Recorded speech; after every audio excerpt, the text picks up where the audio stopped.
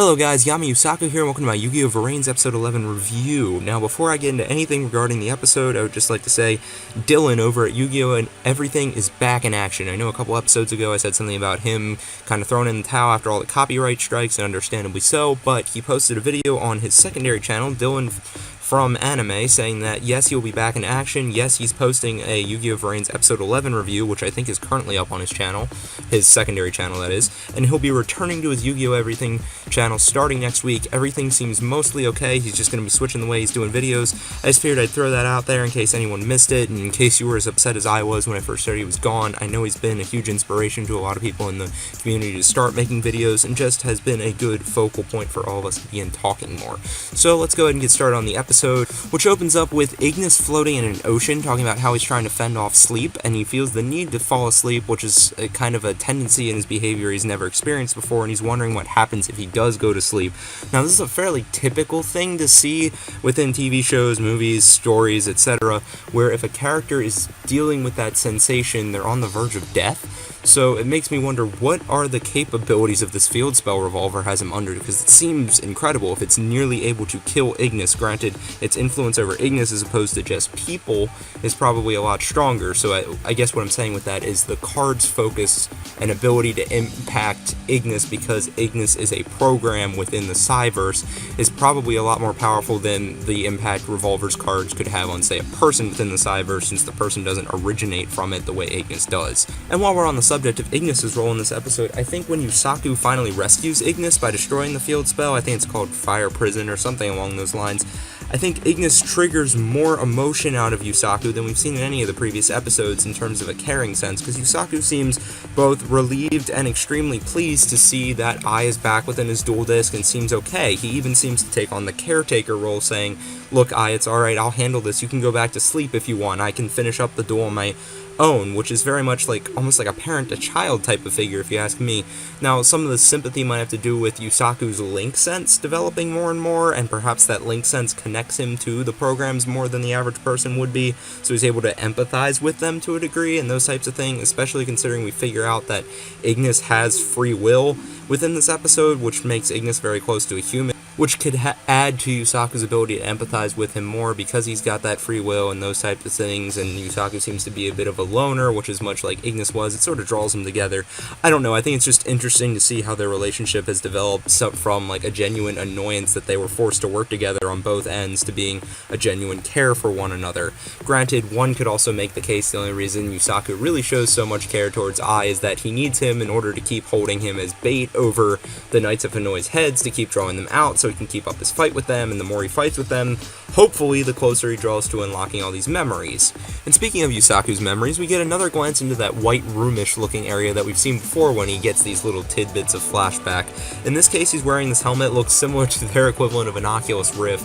I'm sure it's some sort of like a virtual reality simulator or something like that, and he's kind of fallen to the ground. He's wearing a dual disc that looks identical to the one he currently has. Heck, I wouldn't even be surprised if it's the same one from back then that he still uses now, given how everyone seems super confused that his dual disc still uses actual cards and like an actual card loader versus virtual ones and those types of things.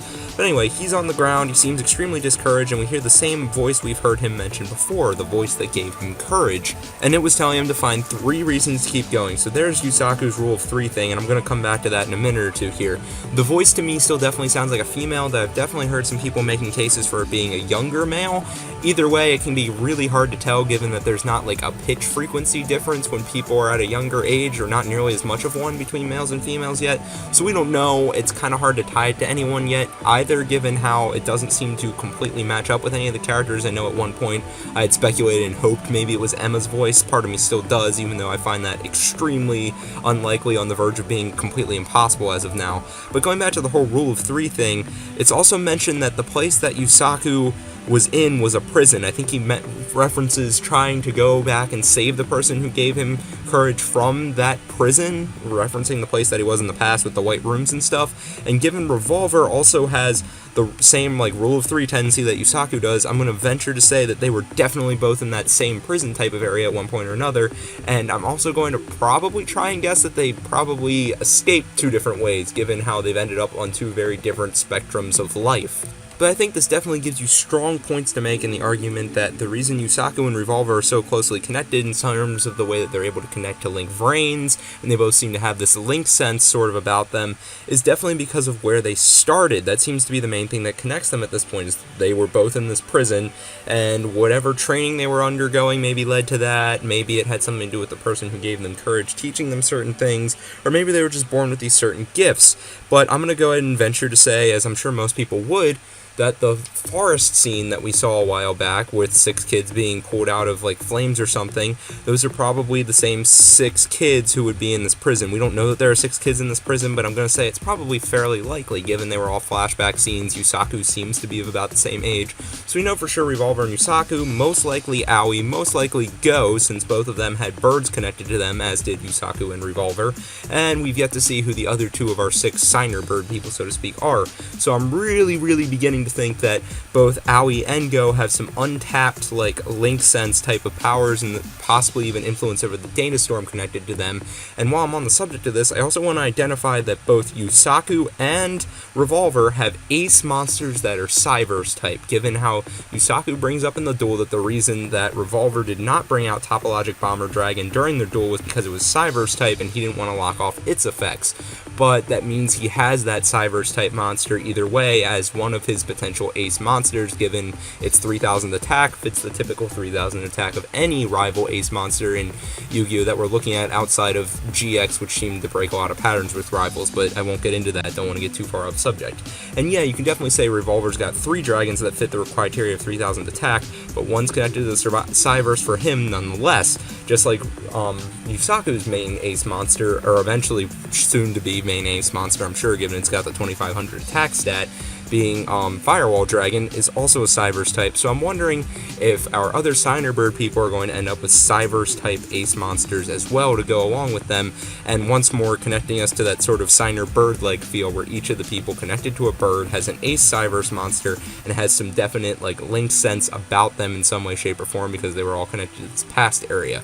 Granted, I can't guarantee any of that, but it's certainly a possibility. Chaining off the whole Signer Bird thing just while I'm on my ramble about it, we don't seem to know a whole lot about Aoi and Akira's past, and they seem to have been out of parents for a while, so I'm also wondering if maybe both of them came from this area. I mean, we're practically guaranteed Aoi is connected to Revolver and Yusaku at this point in some way, shape, or form, given how the ending of the opening ends with Aoi being connected to a bird as well as the other 2, but Akira, we don't have any confirmations on that, and both of them, we don't know a lot about their past. They didn't seem to have parents, and Yusaku doesn't seem to know much of anything about his parents, and Revolver's supposed father seems to be in some serious medical conditions, so all of those would be circumstance for the kids to have been under alternative care, in quotes, so to speak, I guess, in some way, shape, or form, and if you're in a distorted world, as Yu-Gi-Oh! Often is, that could lead to these kids being in some sort of a weird prison where they're being experimented on, and having the types of things that we saw being done to Yusaku happen to them because they don't have necessarily people to protect them from those types of situations that they would have gotten stuck in. It's definitely a stretch throwing Akira in there, but I think it's a possibility. We've got at least 2 more people who are connected to these birds. I think one could definitely be Akira, and part of me is really convinced the other one's Emma, but I don't have any, not even like in the wildest support ideas for that, other than maybe her purple hair color seems to, I think, match one of the colors of the birds, but that might be like a super stretch. Probably is. Moving on from that, one of the other major plot drops we got in this episode is that Revolver reveals to us that Ignis is unlike any other eye before him. As a result of all the experiments that people were conducting within Link Vrains to try and create, or at least come as close as possible to emulating natural life, Ignis was the success of all that experimentation, having become an AI developed with free will, which he describes as being the closest possible thing to mimicking God's creation of man. So part of me is wondering if Yu-Gi-Oh! Is trying to tie in some sort of like religious aspects, as they seem to have loosely here, just to kind of add to the intensity of things, so it does often have a tendency to intensify a situation. I felt like Revolver's dialogue in this case was very intense because he was using all of it in a serious manner, as I'm sure they would if they are trying to tie in a little bit of like biblical story and that type of thing into the show. We'll have to wait and see if they continue to do that, or if it was just done for emphasis in this case. But regardless, I think that tells us a lot about Ai, and leaves a lot to be wondered about him. Like, what his motives are deep down, and if he'll continue to fight alongside Yusaku as the plot progresses, or if maybe he has, some darker ideas hidden within him. I think Revolver mentions at some point that AI actually aims to kind of conquer the Cyverse and take it over, at which rate that seems like a fairly malicious intent given how people seem to actually be able to be hurt within the Cyverse. So by conquering it, what does he intend to do? Is he just trying to create a safe haven for AIs, or what's his end game? Is it possible that in some way, shape, or form I will end up becoming an enemy to Yusaku, similar to how a lot of the Baryons were initially Yuma's friends in Zexal, and then they ended up needing to fight each other because of the weird circumstances that came about around them? And it's certainly possible the same thing could end up happening with Ai. It's really hard to tell. Ai could end up falling down a similar route to the Baryons, where he ends up battling against Yusaku and them.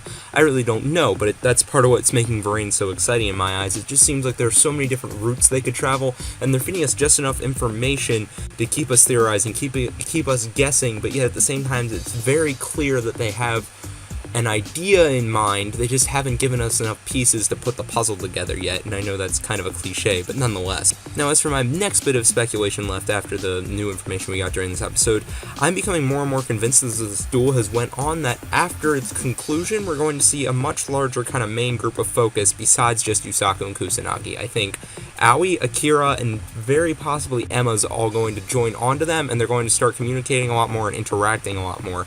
I think Aoi and Akira are definitely going to be with Yusaku because Yusaku's the one who knows how to fight Hanoi best, so regardless of what the outcome is, whether Aoi's revived because Yusaku wins or whether she's stuck in a coma because Yusaku loses, I think the entire situation that's unfolded here has kind of brought them to a bit of an understanding, and I wouldn't be very surprised at all that now that he's down a job, Akira ends up helping Yusaku and Kusanagi in their kind of battle to fight the Knights of Hanoi, given I think Akira is going to either feel indebted to them because Aoi was rescued, or he's going to need to keep fighting them in order to rescue Aoi, so I think they're going to end up all working together there. Now, the reason I throw Emma into this bunch is she seems extremely curious as to Kusanagi's abilities as a hacker, despite not even knowing him yet, because she picked up on the fact that he was able to create these portal type of things within Link Vrains. She was curious to study them.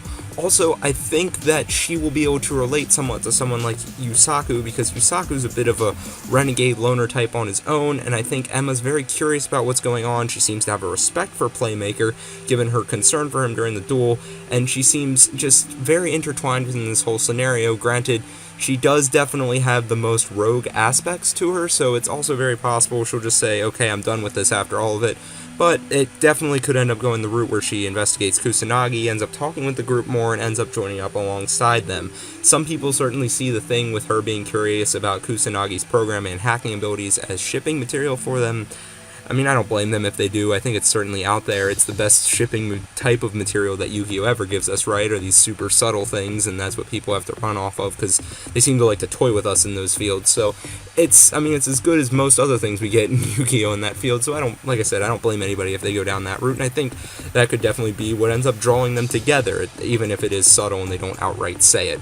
Now let's move on to the subject of what exactly is Link Sense. Now, this subject matter was brought up to me in the comment section of my episode 10 review, and I kept thinking, because the person asked me what I thought it was and if I could try and explain them to him, I kept thinking, I don't really know. I'm going to give the best explanation I can in the video here, but be sure to leave your thoughts in the comments section down below. I'm really curious because I don't think they've explained it super thoroughly yet, but I'd compare it almost to like a spidey sense in some ways, in that he's aware of what's going on in Link Vrains. He's aware of if there's danger going on in there, he's aware if it's in good shape, that type of thing. It's these loose tinglings, and I think the best manifestations we've seen of it thus far are like when he was able to see like the blur between Revolver's Vrains image and real world image when he was riding on the dragon that was introduced in this episode, but this was way back in episode like 3 or so when we saw him blur into the real world on a monster and that type of thing.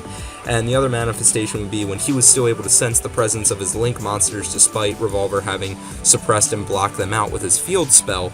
So I think it's hard to judge what the full extent of it is yet. Perhaps it ends up evolving into something similar to what Revolver can do, where he can manipulate the data storm almost fully and those types of things, and it becomes this sort of superpower force, but it's hard to say, and I'm really curious what you guys think about it, because it's definitely an area for speculation at this point, especially considering it seems like it's going to be playing a bigger and bigger role in the plot, given how it's been gradually mentioned more and more, starting with that subtle hint of Kusinagi saying to Yusaku, "You've always seemed to be able to sense what's going on in the digital world," all the way up to the word link sense now being mentioned outright just in these past couple of episodes or so. So with all that being said, I can honestly say I very much enjoyed this episode. I thought it had nice pacing, I thought it was an excellent balance of dueling and plot, probably one of the best examples we've seen in all of Yu-Gi-Oh! In my opinion. And just on the whole, I take back any concerns I've stated in previous episode reviews about the pacing of this duel starting to throw Vrains off at all. I think they've made me stand corrected entirely, because this episode, like I said, I very much enjoyed it. Thought it was a great balance of things. So with all that being said, be sure to let me know what you guys think in the comments section down below. Do you think all of my theories are totally ludicrous? Do you think the Signer Bird thing is going to come true? Do you think Aoi and Go are going to have link senses similar to Yusaku and Revolver's, assuming that those two even have similar abilities? And do you think Aoi and Go are going to end up with Cyverse Ace monsters the way those two did, and that there definitely are some parallels running between these Cyverse Ace monsters and, say, the Signer Dragons from Yu-Gi-Oh! 5Ds, or any other theories you guys may have? I'm super curious to hear. If you enjoyed the video, please be sure to like and subscribe. If not, constructive criticism is always welcome, and as always, have a nice day.